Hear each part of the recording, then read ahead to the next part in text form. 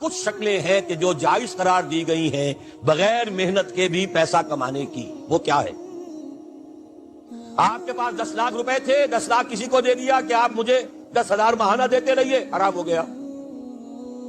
10 لاکھ کا مکان بنائیے اور وہ مکان کرائے پر دے دیجئے 10,000 ماہانہ پر یا 5,000 ماہانہ پر، یہ جائز ہے. محنت تو اس میں بھی نہیں لگی نا.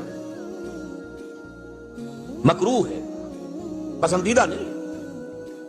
مکان اتنا ہی بناؤ جتنی تمہاری ضرورت ہے، اور اگر ضرورت سے زائد بنا لیا ہے اپنے بھائی کو دے دو.